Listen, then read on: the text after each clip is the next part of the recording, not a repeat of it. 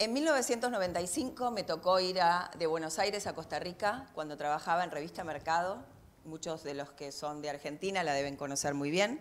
En esos años eran los años esplendorosos de la revista más importante de economía y negocios de Argentina, con un reconocimiento también regional, dado que su director, Miguel Ángel Díez, mi mentor, fue para mí uno de los grandes periodistas de contenido y realmente de periodismo desde la información al entendimiento, la explicación profunda de los hechos a nivel económico. Entonces me dijo, tenés que ir a este lugar, a Costa Rica, que era el primer evento relacionado con Internet y los medios. Lo que prometía ese evento básicamente era enseñarles a los periodistas, y yo como pertenecía a un medio, no como periodista, pero sí como aquella que tenía que buscar los lectores para que haya muchos lectores y después tengamos la posibilidad de tener muchos advertisers, me sale con el nombre de la nueva era, sino muchos anunciantes. Fui, así que era un poco de otro palo, en donde enseñaban de alguna manera por qué había que escribir diferente en una plataforma como Internet, ¿no? Estamos hablando del año 95.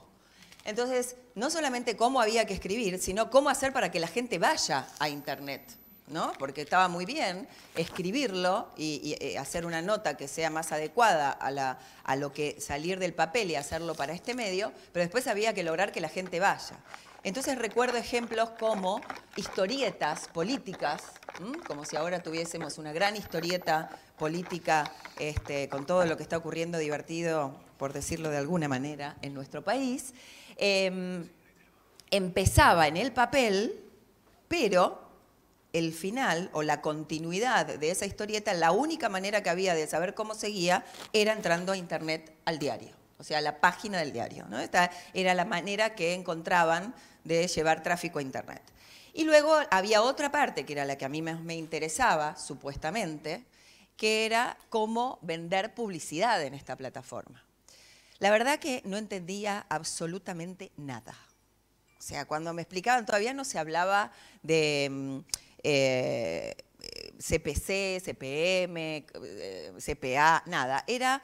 Había que los views y la gente que poner banners por horarios, a la mañana, a la tarde, a la noche. Era una cosa así como arcaica.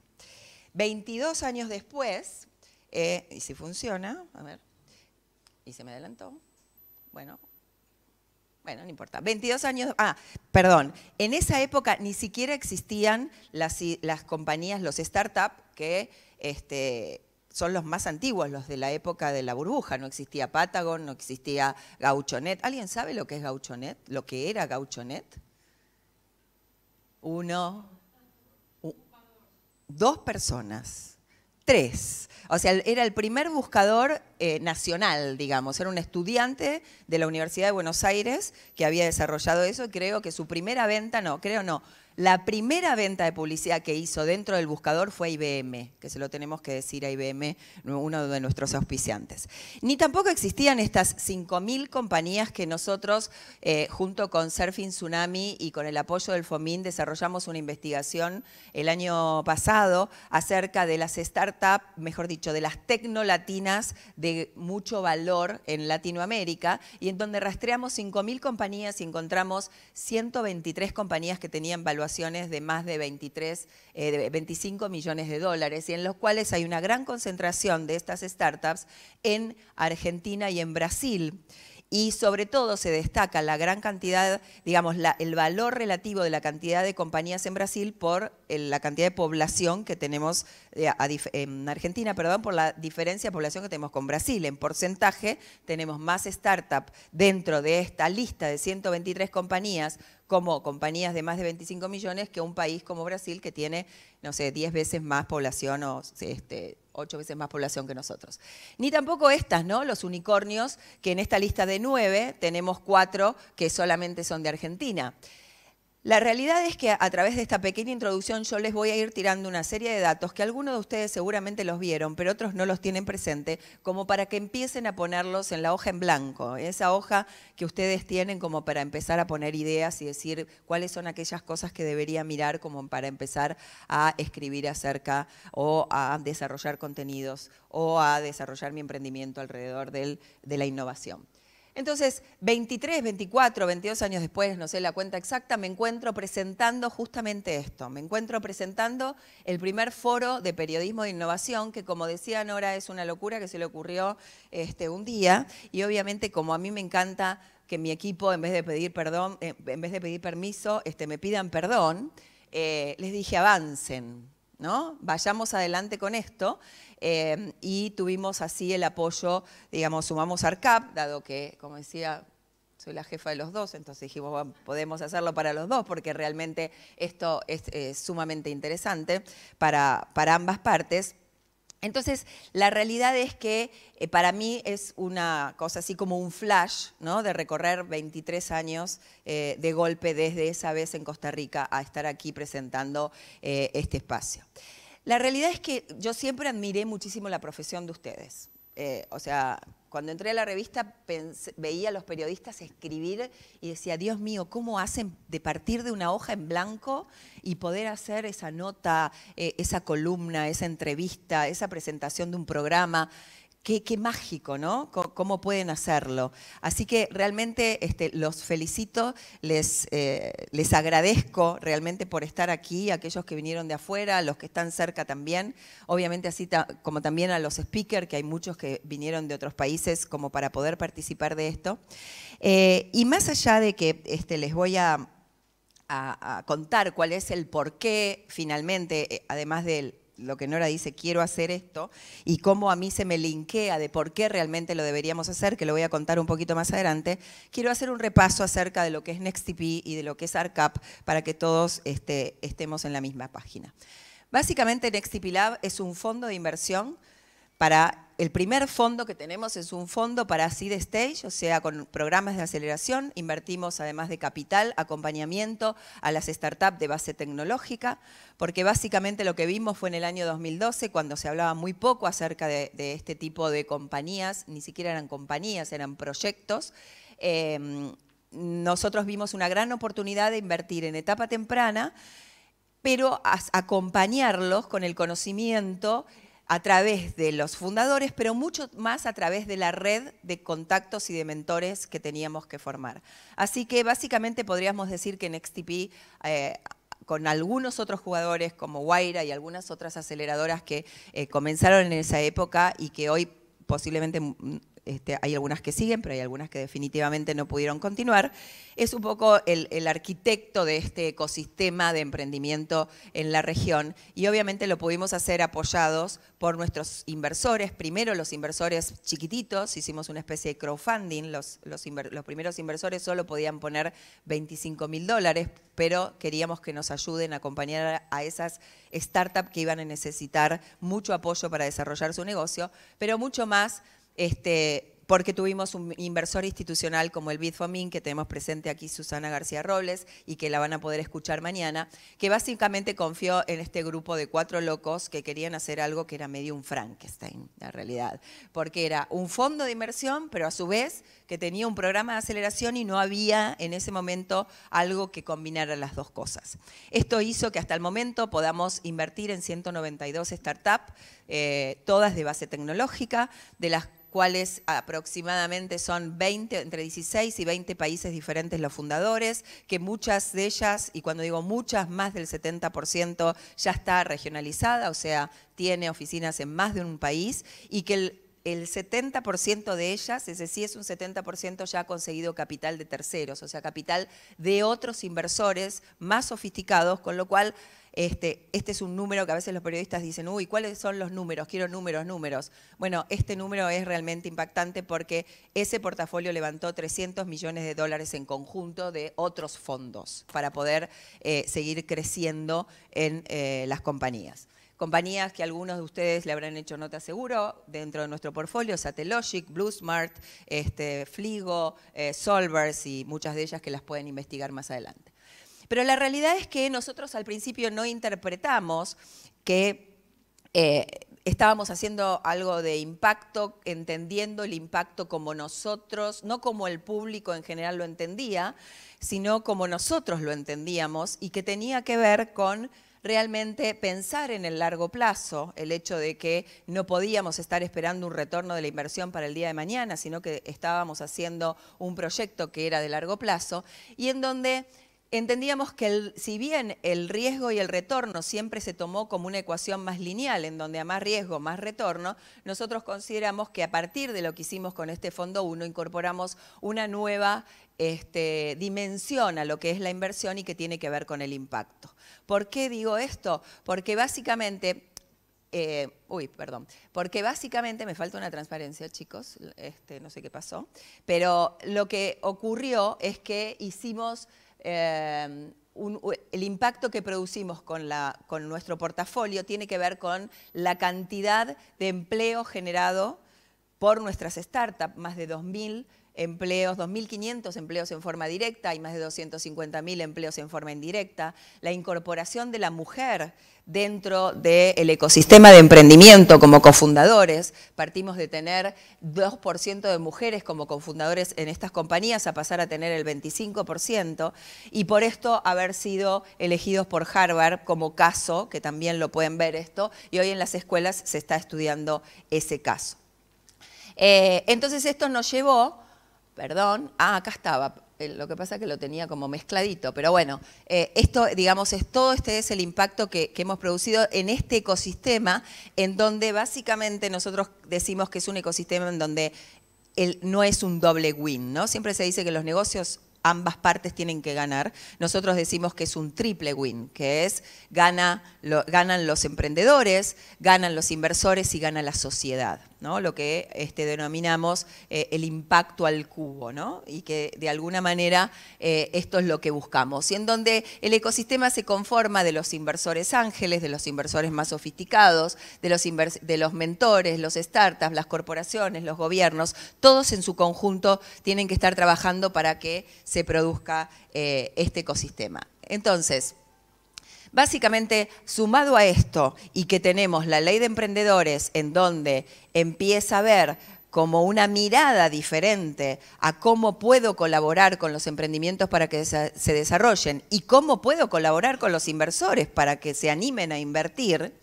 El sábado en el programa El Inversor estuvo el presidente de la CNB y decía, para que se desarrolle el mercado de capitales en Argentina, tenemos que respetar a los inversores.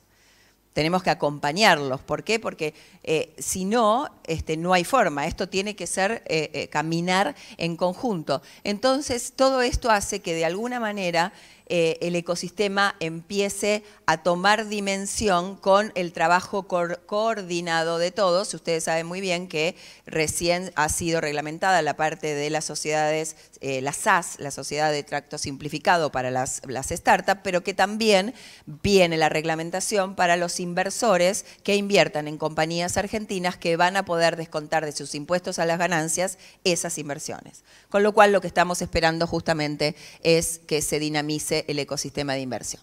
Entonces, hasta aquí un poco entender por qué, el porqué de NextTP, pero digamos que la frutilla, el postre de todo esto es que gracias a que hay muchas compañías con mucho potencial de desarrollo, estamos desarrollando nuestro Fondo 2, que es un fondo de impacto, entendiendo como impacto a través de la tecnología. Cómo a través de la tecnología puedo acceder a un montón de bienes y servicios o a colaborar con la base de la pirámide para acceder a un montón de bienes y servicios, lo que se denomina la democratización del acceso a educación, a salud, a financiamiento, a productos, etcétera, etcétera, etcétera.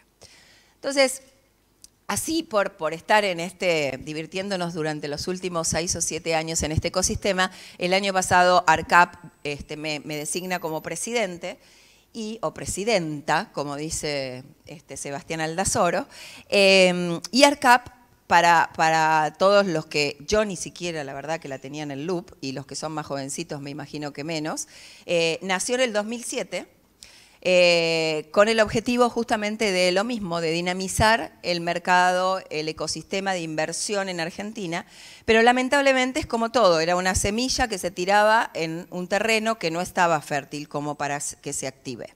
Entonces se mantuvo en estado, digamos, vegetativo hasta el 2015, hasta diciembre del 2015, lo cual siempre digo que admiro a los fundadores de aquel momento, cómo mantuvieron durante todos esos años esta llamita prendida en el mínimo y dijeron, en el momento que el terreno está fértil, la volvemos a encender y la volvemos a activar, y así como ocurre que durante el año 2016 se activa el CAP, que básicamente es un hito para la Argentina, que vuelva a surgir una asociación que aglutine a inversores. Y básicamente lo que apuntamos es lo que decíamos, lo que decía antes, es esto, es dinamizar la inversión en Argentina de tal manera que podamos contribuir a la economía y que podamos generar empleos de calidad. Y cuando hablamos de empleos de calidad estábamos hablando del empleo que viene del conocimiento, aquel que se sale del empleo de la fuerza a realmente hacer cosas que provienen del conocimiento, con lo cual también se produce una inclusión de gente que de otra manera no podría trabajar, aquellos que tienen alguna discapacidad y que lo pueden hacer desde sus casas o desde el lugar que sea, porque lo hacen con su cabeza, con su conocimiento. Entonces, esto es lo que somos, nos agrupamos los inversores de Argentina y la realidad es que tenemos muchas ganas de parecernos a algunas de estas instituciones de Latinoamérica, que son las asociaciones de capital privado de México, de Colombia y de Brasil, que son un poquito más grandes que nosotros, son nuestros hermanos mayores y que hoy están colaborando para que nosotros desde Argentina podamos crecer y desarrollarnos mucho más rápido de lo que sería.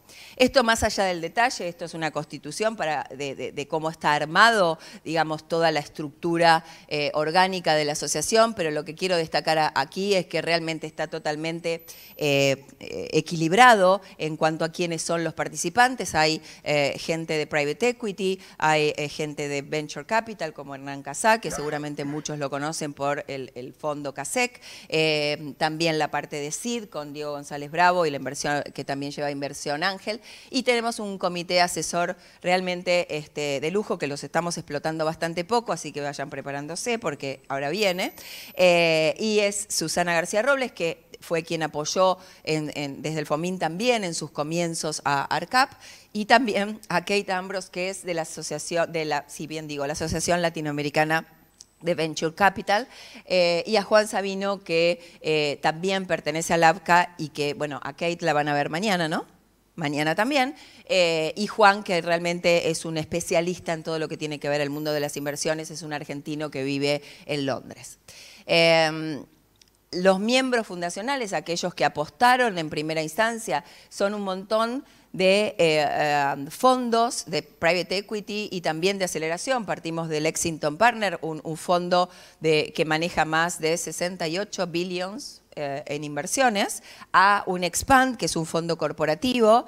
O sea, aquí tenemos a Guaira con aceleración, a el Fondo de Mercado Libre, o sea, tenemos diferentes tamaños, pero lo importante acá es entender que la primera vez que yo tuve que dar una charla en México para contar lo que era el ecosistema de inversión en Argentina y pedí que me buscaran información y me dijeron en Argentina hay 16, al menos 16 fondos de inversión de private equity y al menos 16 de venture capital, yo dije, ¿y dónde están?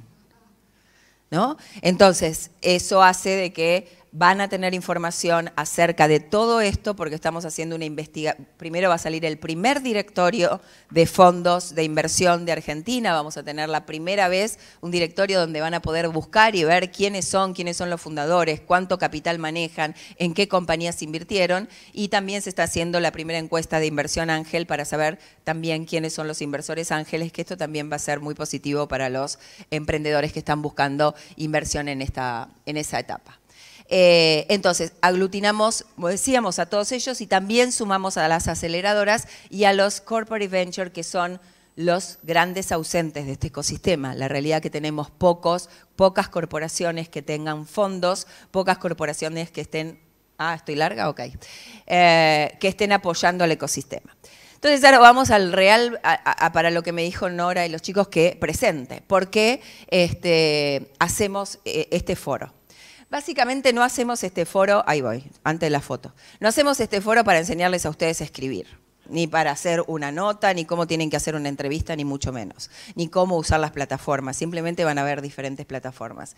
Sino que realmente vimos que había como un pequeño divorcio entre lo que era nuestro ecosistema y lo que el ecosistema de los periodistas estaba manejando como información, como para poder sacarle provecho. Entonces, el primer semáforo fue, el año pasado trajimos a George Lerner a la Argentina y nos encontramos que traíamos al especialista súper, ¿no? El sumum del especialista en todo lo que tiene que ver inversiones, en venture capital, cómo se desarrolla, y uno de los autores de este libro que se lo recomiendo, porque de ahí pueden sacar mucha información.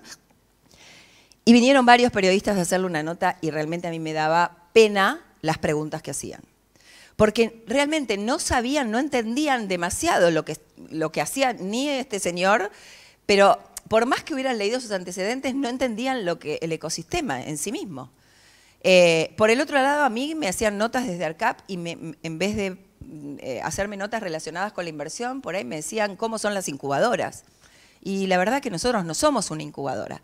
Y a veces eso perjudica a los que son entrevistados. ¿Por qué? Porque los encasillan en un lugar del ecosistema que no es el real, y por ahí estamos haciendo fundraising para levantar un fondo de 120 millones y en una nota salimos como que somos una incubadora. Entonces, a veces ese tipo de cosas pareciera ser que son sencillas, pero terminan perjudicando al entrevistado más allá de ayudarlo. Por el otro lado, el segundo tema, y bien, nos encontramos que hay un montón de emprendedores que están queriendo o ya iniciaron sus mismos emprendimientos, están realmente resolviendo problemas a través de su experiencia, de su conocimiento y los medios, y están agregando valor. Hay iniciativas como me dijiste, Ariel, que Media Factory, que básicamente es un grupo de periodistas que hicieron un programa especial para emprendedores del área de medio. Nosotros tenemos algunas inversiones allí, pero todavía necesitaríamos más de eso. Pero por el otro lado nos encontramos que son muy malos haciendo networking, aunque parezca mentira.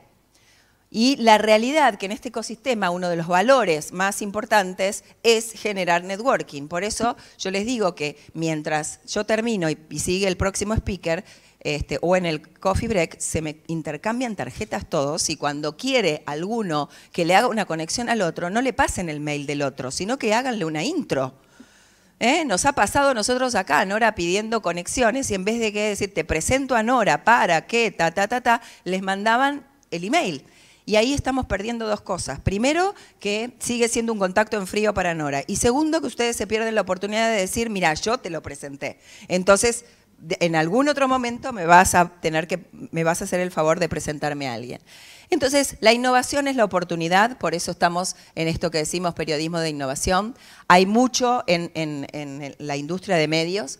Y por el otro lado, tenemos que tener en cuenta que también dentro de la industria de medios podemos generar compañías que obtengan un retorno y que generen un impacto. Y vamos a ver algunos ejemplos a partir de todo esto. Entonces, la oportunidad la tienen hoy. Realmente espero que lo puedan aprovechar. Nuevamente les agradezco a todos por estar aquí. Más que, además del equipo, que obviamente Nora, Sebastiani, Ángel, Camila, todos que han trabajado muchísimo para llegar acá, la verdad que sin el apoyo de FOMIN, de la Embajada de Estados Unidos, que desde el primer momento que le contamos el proyecto se enamoró de esto, de IBM, Microsoft, Cabify, por lo cual están pudiendo venir con descuentos hasta aquí, con Solid, la agencia de viaje que los trajo, Dazzler y WeWork, que vamos hoy a la noche a tomar unos cervecitas, los agradezco un montón y ahora realmente manos a la obra, involúcrense en todos estos días, no solamente participen, pongan el cuerpo, pongan la cabeza, pongan sus conexiones y las conexiones que puedan hacer, porque tenemos una agenda impresionante, de ahí no lo van a ver, lo tienen sobre el escritorio y ahora, bueno, le doy paso.